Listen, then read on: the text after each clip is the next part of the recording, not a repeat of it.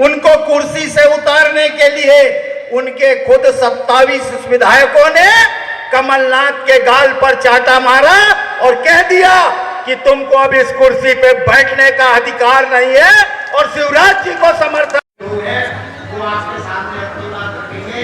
आपने मेरी बात को सुना। मेरे नौजवान साथी और बड़ी संख्या में उपस्थित मेरी मातृशक्ति, आप सभी को मैं भारतीय जनता पार्टी की ओर से प्रणाम करता हूं, नमस्कार करता हूं। ख्वाहिशों की तरह सिर्फ आवाज ही पहचान नहीं मेरी, हमारी आदत है भूल जाने की। हम बेईमानों को याद रखते हैं, लेकिन जो हम एक ही बात कि कांग्रेस का प्रत्याशी, कांग्रेस का नेता जब भी कभी हमारे पास वास्तव में पात्र होता है। हमारे यहां संस्कृति में एक बात है, गरीबी हटाओ, गरीबी हटाओ, लेकिन इन 60 वर्षों में कभी देश से गरीबी नहीं हटी, बल्कि इस देश से गरीब हट गए। कल्पना कीजिए कि यदि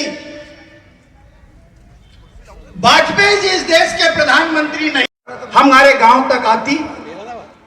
मंचों से कांग्रेस ने बहुत कहा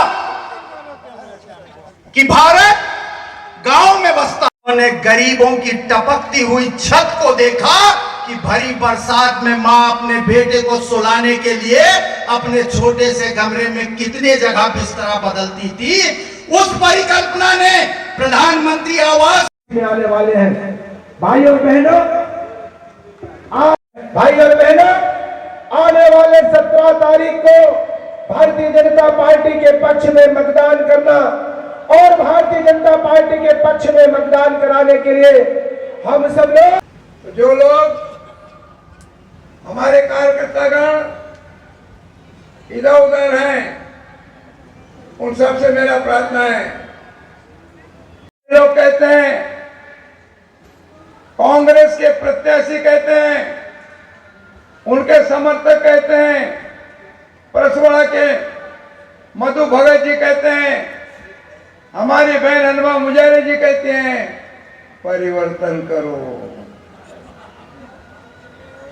किस बात का परिवर्तन करें? पिछले बार गौरी शंकर बिसेन को आपने आशीर्वाद दिया, रामकिशोर कावरे जी को आपने आशीर्वाद दिया, राज्य में बहुमत कांग्रेस को दिया, तो समर्थन तो कांग्रेस को दिया ना। जब बहुमत कांग्रेस को मिला तो क्या कांग्रेस ने अपने वचन को निभाया? बताइए, क्या कांग्रेस ने वचन को निभाया? मेरे तरफ देखिए, क्या कांग्रेस ने वचन को निभाया? वचन को निभाया क्या? तो फिर किस बात का परिवर्तन?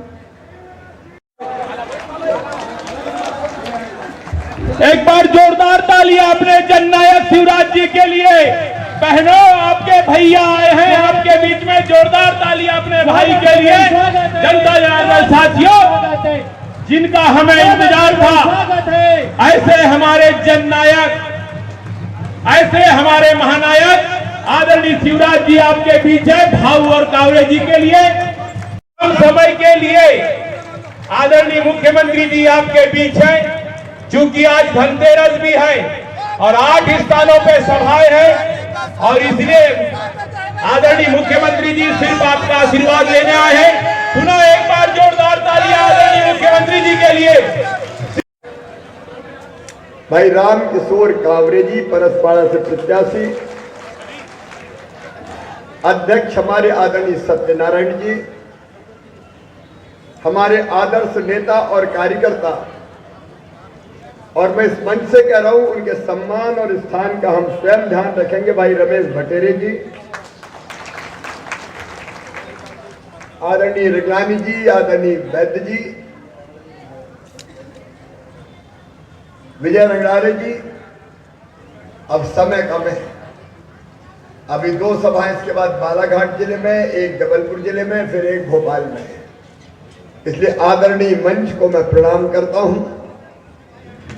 मेरी बहनों, भाइयों, भांजे भाइयों, आप सबको प्रणाम, आप सबको नमस्कार। धनतेरस की शुभकामनाएं। मेरी लाडली बहनाओं, आपके खाते में 10 तारीख को पैसा डालता था मैं, लेकिन धनतेरस के कारण 7 तारीख को ही डाल दिए। बोलो मिल गए कि नहीं मिले?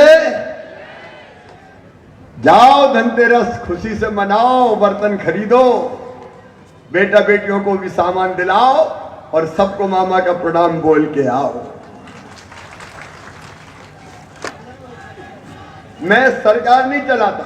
अब नारे बंद कर दे भाई, समय कम है, नारे बंद। मैं सरकार नहीं चलाता, मैं परिवार चलाता हूं। परिवार, ये मेरा परिवार, आप सब हमारा परिवार। मेरे भाई, मेरे बहन, मेरे बेटा, मेरे बेटियां। कांग्रेस को इसी से चिढ़ होती है। अब मुझे बच्चे मामा कहते हैं। 1500, 1500 से 1750, फिर 2000, 2250, फिर 2500, फिर 2750 और बाद में कितने देंगे? 3000 देंगे। तब मुझे चैन की नींद आएगी कि शिवराज तेरी जिंदगी धन्य हो गई, तूने अपनी बहनों के लिए कुछ कर दिया। तो जब राम किशोर जाते हैं, भाऊ जाते हैं, तो माता बहनें मिलती, कच्चे में रह रहे, देखो टूटा घर है कि नहीं है। और इसलिए हमने जिनके नाम पीएम आवास योजना में, नेतृत्व सभी में कह रहा हूं, जिनका नाम पीएम आवास योजना में छूट गया है, उनके लिए बना दी हमने सीएम लाडली बहना आवास योजना। उसके फार्म भी भरवा दिए। उन फार्मों की जांच करके सरकार। बेटा बेटियों, मैं तुमसे कहना चाहता हूं, तुम्हारी पढ़ाई, तुम्हारी शिक्षा, सीएम राय स्कूल हम बना रहे हैं। यहाँ कहाँ बन रहा है सीएम राय? रामकिशोर, रजेगांव, परसवाड़ा, अपने यहाँ भाव तुलसीधाम और बालाघाट। अब दोनों क्षेत्रों में 10-10 सीएम राय स्कूल बनाएंगे हम। अब अपनी कल्पना है कि 25-30 गांव के बीच में एक CM rise school, lab, library, smart class, और बस लेने जाएगी, बस छोड़ने जाएगी। एक रोजगार, मेरे साथ बोलो क्योंकि ये मंत्र है अगली बार का, जैसे लाडली बहना में से एक रोजगार, ताकि कोई परिवार भूखा ना सोए। मैं कहूंगा प्रत्येक परिवार, जोर से बोलो, प्रत्येक परिवार। अब अगला लक्ष्य, प्रत्येक परिवार एक रोजगार, क्योंकि जिंदगी बदलना है। मुझे नाटक थोड़ी करना है। ये भारतीय जनता पार्टी की सरकार है, मोदी जी के नेतृत्व में देश बढ़ रहा है। मेरे बहनों और भाई, तो आज समय की सीमा है। मैं आपसे निवेदन करने आया हूं। कांग्रेस बेईमानों की पार्टी है। इन्हें सारी योजनाएं बंद कर दी थी। हम क्या, खड़गे साहब ही कह रहे हैं कि हम तो भाजपा के पांडवों से लड़ रहे हैं, 5 पांडवों से, तो तुम तो कौरव अपने आप ही हो गए। वही कह रहे, इनके मन में जनहित नहीं है। इनने 900 वचन पहले दिए, 9 भी पूरे नहीं किए थे। और जीत के विधायक बनेंगे, तब सरकार बनेगी।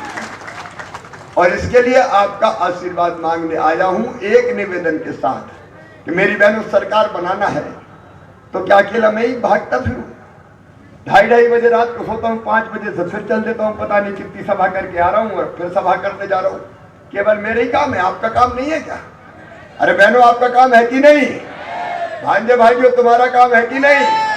देखिए, अच्छी सरकार बनाना तो हम सब में से 5-6 दिन निकल जाओ, गांव-गांव जाओ, मेरी बहनों निकल पड़ो, भाई की सरकार बनाएंगे, हमें कोई नहीं रोक सकता। भांजे भांजी निकल पड़े, किसान भाई निकल पड़े, नौजवान निकल पड़े कि हम और भैया साथ साथ है। मोदी, मामा, जनता साथ मिलकर जुट जाए और हर पोलिंग बूथ में बीजेपी को जिताए। आप सभी लोग ने इस सभा में अपना समय